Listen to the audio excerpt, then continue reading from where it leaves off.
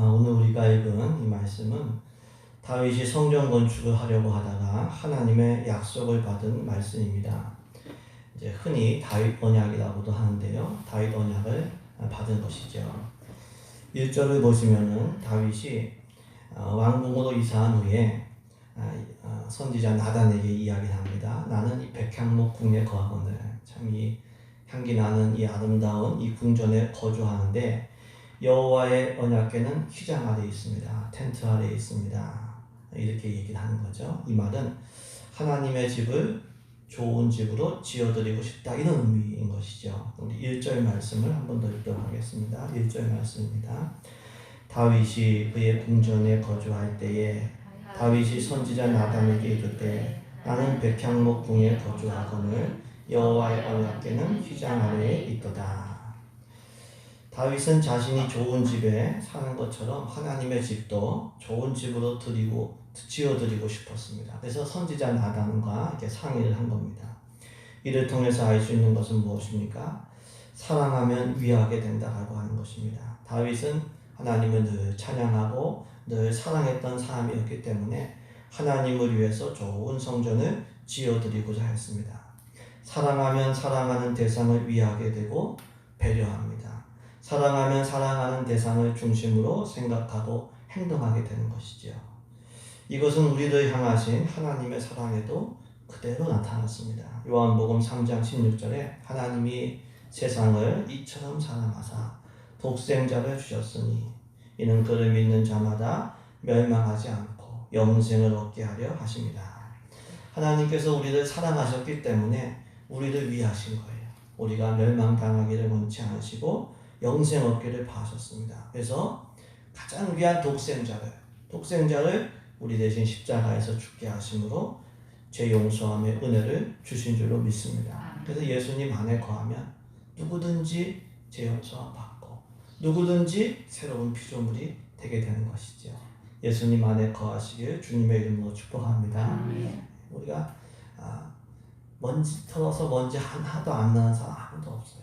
다 예수님의 보혈로 죄 용서함 받고 구원받는 거죠. 더 나아가서 그 아들과 함께 모든 것을 주신다고 했습니다. 로마서 8장 32절에 자기 아들을 아끼지 아니하시고 우리 모든 사람을 위하여 내주시니가 어찌 그 아들과 함께 모든 것을 우리에게 주시지 않겠느냐. 아들도 주셨는데 아들과 함께 다 주신다는 거예요.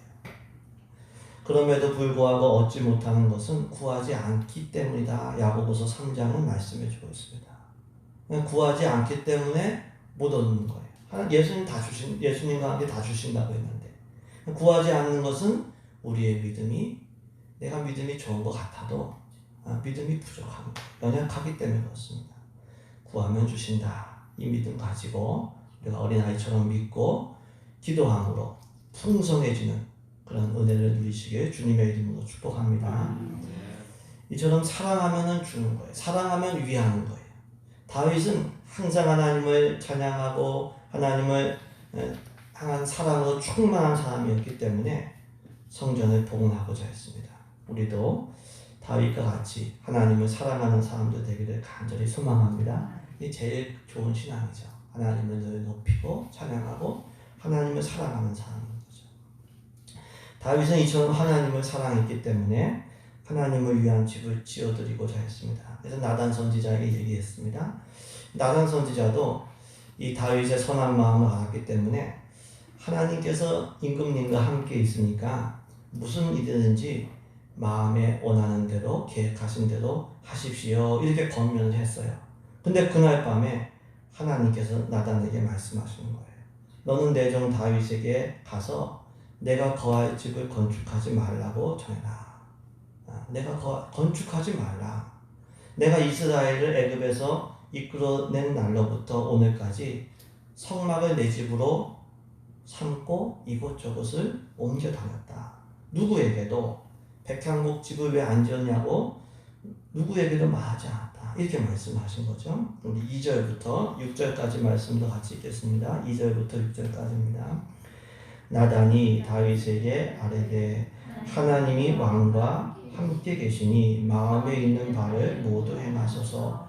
그 밤에 하나님의 말씀이 나단에게 임하여 이르시되 가서 내 종 다윗에게 말하기를 여호와의 말씀이 너는 내가 거할 집을 건축하지 말라. 내가 이스라엘을 애굽에서 올라오게 한 날부터 오늘까지 지배지 아니하고 오직 이 장막과 저 장막에 있으며 이 성막과 저 성막에 있었느니 이스라엘 무리와 더불어 가는 모든 곳에서 내가 내 백성을 먹이라고 명령한 이스라엘 어느 사사에게 내가 말하기를 너희가 어찌하여 내 백향목집을 건축하지 아니하였느냐고 말하였느냐 하고. 아멘. 하나님의 전을 건축하려고 한 이 다윗의 소원은 참 선했죠. 그것을 알았기 때문에 나단 선지자도 왕의 마음에 있는 대로 이렇게 행하소서 이렇게 얘기를 하고 권면했습니다. 근데 그날 밤에 들은 하나님의 말씀은 그들의 판단과는 달랐습니다. 하나님은 다윗에게 성전을 건축하지 말라라고 전언하고 있어요. 누구에게도 지금까지 누구에게도 백향목집을 건축하지 않았느냐고 말씀하지 않았다고 했습니다. 이를 통해서 알 수 있는 것은 무엇입니까? 사람의 뜻과 하나님의 뜻이 다를 수 있다는 거예요. 사람이 하나님을 위하는 방식과 하나님께서 원하시는 방식이 다를 수가 있습니다. 그렇기 때문에 우리는 우리의 뜻을 절대화하고 고집하지 말고 하나님의 뜻을 분별해야 돼요. 하나님의 뜻과 우리의 뜻이 다를 수 있어요. 하나님의 때와 우리가 원하는 때가 다를 수 있습니다. 이사야 55장 8절부터 보시면 이는 내 생각이 너희의 생각과 다르며 내 길은 너희의 길과 다름이니라. 여호와의 말씀입니다. 이는 하늘이 땅에서 높음같이 내 길이 너희의 길보다 높으며 내 생각이 너희의 생각보다 높음이니라.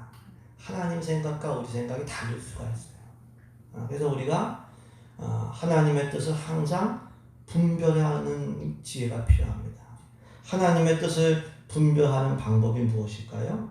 먼저는 오늘 말씀에서 이 다윗이 나단 선지자에게 물었듯이 우리도 믿음의 사람들과 믿음의 공동체 안에서 하나님의 뜻을 분별하려고 해야 됩니다. 우리만 하나님과 교제하는 게 아니거든요. 하나님께서 다른 사람들과도 교제하셔요. 그렇기 때문에 다른 믿음의 사람들과 함께 하나님의 뜻을 분별할 때 내가 놓치고 있는 부분들을 보완할 수가 있고 온전해지게 되는 거죠. 내가 완벽한 것 같아도 이게 놓치는 부분들이 분명히 있어요. 그럼 누구나 마찬가지예요. 그래서 믿음의 사람들에게 혹은 가족들과 함께 혹은 교회 안에서 같이 기도하면서 하나님의 뜻을 분별해 나가는 과정이 필요합니다. 그리고 우리는 하나님의 뜻을 분별하려면 항상 하나님과 친밀하게 교제를 해야 됩니다. 나단 선지자가 다윗 왕을 만난 날 밤에 하나님께서 말씀이 나단 선지자에게 임했어요. 그거는 평상시에 나단이 늘 하나님과 친밀하게 교제했기 때문이죠. 평상시에 하나님과 대화하지 않는다면 이 분별이 필요한 때에 또 이게 하나님의 말씀을 듣기가 힘들겠죠. 그래서 늘 우리가 성경을 읽으면서 늘 기도 생활을 하면서 하나님의 마음을 우리가 분별하고 하나님의 지혜를 구해야 됩니다. 평상시에 주님과 늘 교제할 때에 분별이 필요할 때 그렇게 분별할 수가 있고 정확하게 알 수가 있는 거죠. 또 우리는 이 말씀을 통해서 눈에 보이는 성전보다 우리 마음의 성전을 더 건축하고 더 수리해야 된다고 하는 것을 우리가 알 수 있습니다. 우리가 이스라엘 왕들의 역사를 보시면은 믿음을 잃어버렸을 때 성전이 방치가 됐어요. 심지어는 성전 안에서 우상들이 들어와서 우상 숭배를 하기도 했습니다. 반대로 믿음이 회복될 때에 성전을 수리하고 절기를 지킨 겁니다. 그러니까 보이지 않는 이 신앙과 보이는 성전이 무관하지가 않아요. 그건 분명합니다. 그건 분명한데 그럼에도 불구하고 오늘 본문에서 하나님은 성전을 건축하지 말라 이렇게 말씀하셨어요. 누구에게 백향목 집을 지으라고 했냐 이렇게까지 말씀하셨어요. 이게 무슨 말씀이냐면 눈에 보이는 성전보다 하나님을 직접 마음에 모시는 마음의 성전이 더 중요하다는 거예요. 그러니까 우리가 마음 성전부터 거룩한 성전도 세우고 수리해야 됩니다. 우리가 주일 날 예배 드리기 전에 주일 이게 성전을 이제 돌아가면서 이렇게 청소하지 않습니까? 근데 이 성전 청소하는 것도 중요한데 내 마음 성전부터 거룩한 성전으로 늘 세우고 늘 수리해야 돼요. 안 그러면 이게 마음에 또 이상한 생각이 또 들어오는 거예요. 우리 마음 성전에서 항상 하나님을 높이는 찬양과 예배가 있기를 소망합니다. 우리 마음 성전에서 주님을 향한 기도가 분향당의 향기처럼 계속 올라가기를 소망합니다. 내 마음에 하나님 가정이 여기시는 우상들이 없어야 돼요. 그게 신앙생활을 잘하는 것이고 하나님이 원하시는 거예요. 하나님 먼저 원하시는 거예요. 또 이 말씀을 통해서 우리는 성전을 건축하는 것이 얼마나 또 큰 복임을 알 수가 있습니다. 나중에 보시면 이 역대상 말씀을 보시면 다윗 왕에게 성전 건축이 허락되지 않았던 이유는 그가 피를 많이 흘린 용사였기 때문이라는 말씀이 나옵니다. 그런데 이제 결국 다윗은 건축할 준비만 했죠.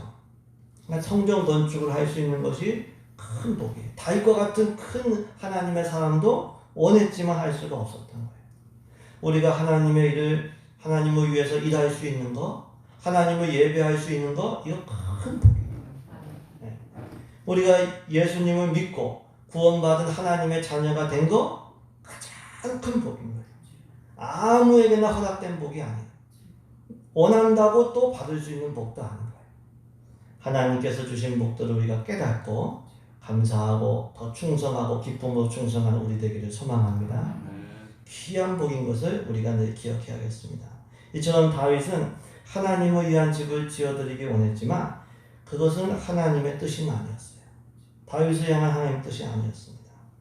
근데 하나님은 다윗의 그 선한 마음과 하나님을 향한 그 사랑을 받으셨어요. 그리고 이제 축복을 약속하셨는데 그게 이제 다윗 언약이라고 보통 얘기하는 겁니다. 7절부터를 보시면은 하나님께서 다윗을 목자에서 왕으로 삼으셨다 이런 말씀이 있습니다. 어디를 가든지 전쟁에서 이기게 하셨다 이렇게 말씀하시면서 앞으로도 다윗을 존귀한 자들의 이름과 같이 아주 존귀하게 해주실 것이다 말씀 약속을 하십니다. 그리고 이스라엘이 이전처럼 이제 이동하는 것이 아니라 한 곳에 정착해서 살게 하시는데 괴롭힘을 당하지 않도록 하나님께서 보호해 주시겠다 이런 말씀을 주시고 있죠. 우리 7절부터 9절까지 말씀을 같이 읽습니다. 7절부터 9절까지 말씀 같이 읽습니다.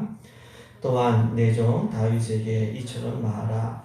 만군의 여호와께서 이처럼 말씀하시기를 내가 너를 목장 곧 양떼를 따라다니던 데에서 되었다가 내 백성 이스라엘의 주권자로 삼고 내가 어디로 가든지 내가 너와 함께 있어 내 모든 대적을 내 앞에서 멸하였은즉 세상에서 존귀한 자들의 이름 같은 이름을 내게 만들어 주리라. 내가 또 내 백성 이스라엘을 위하여 한 곳을 정하여 그들을 심고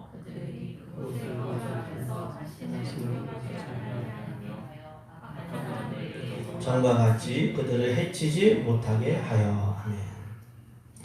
하나님은 다윗을 왕으로 삼으셨다고 했어요. 원래는 목자였거든요.